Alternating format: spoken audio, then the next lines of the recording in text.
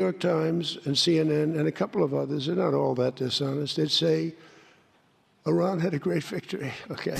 There's been leaked versions of this MOU, not just in the Iranian press, in the Saudi press, the Pakistani press. The American press has gotten their hands on some details as well. You know, the Wall Street Journal has it that Iran can immediately sell oil and that they're going to get some sanctions relief right off the bat. That was something that we heard was not going to happen. So they have an incentive to get this going by Friday, and there's going to be money changing hands. In the copies of the MOU that we've seen, again, leaked, we have this $300 billion fund. And I saw you last night, you were with Sean talking about it. He said, well, it's not our money.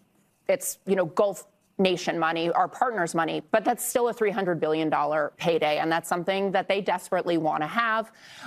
The punting on the nuclear program for the 60-day negotiation, you know, that's the real tough stuff of this, right? Like, that's the meat of what we really need to get done. And you say the JCPOA, you know, didn't have anything about that. It's in the preamble of the JCPOA that Iran will cease all efforts to have a nuclear weapon, and enrichment will be held at about 3%. Well, they can't enrich now because they can't get the dust, Jessica. Also, Barack Obama never buried it. Well, the vice president is here. Don't interrupt me, and then it'll be over really fast. Okay. My part. I wasn't interrupting him. I was interrupting you. I meant me. Be polite for our guest. Okay, I'll try my best. And, you know, people who are disappointed with this deal, and it's not just Democrats, it's the whole spectrum of Republicans from, you know, MAGA America First Republicans to traditional neocon Republicans who are concerned that it doesn't actually get rid of this ballistic missile program, the proxy forces, the regime change, which were the initial promises of this war. And I think also that big Axios report last night was meaningful, where they said that CIA Director Ratcliffe, Rubio, and Hegseth, based on American intelligence, were doubting the kind of results they thought we could get out of this deal.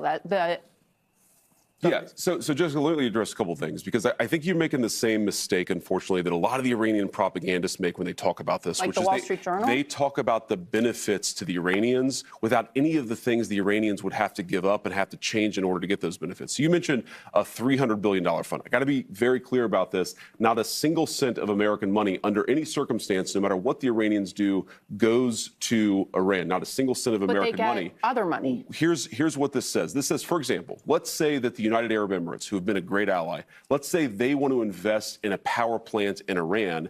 What this deal provides is that if the Iranians have done everything we require them to do, then we will allow the United Arab Emirates to do that, because they can't do that right now without American approval. So we're fundamentally saying if the Iranians transform how they interact with the world, we will transform how the world economy interacts with Iran. But if they don't do any of that stuff, they don't get any of these benefits. I just have one basic question, which is, if this deal is so good, why can't the public see it? Even without all the details, here's what we do know. Donald Trump hasn't made anything materially better.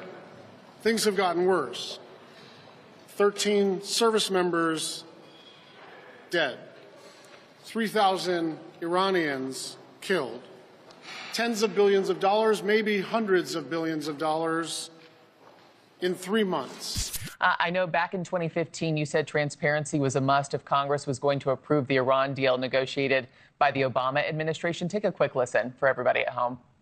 Is this a transparent agreement? Of course not. The secret side deals that have been made, why would we do that? I think what we should do is require the president to come forward with every component to expose this so we know what kind of future this creates.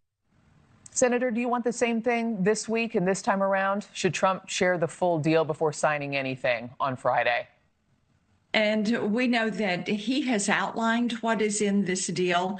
We are looking forward to getting the details of this deal. What we do know, Markey, this is very different from what Obama did with the JCPOA or Biden, the way he tried to deal with Iran. President Trump has negotiated from a position of strength. What do you think the biggest difference is?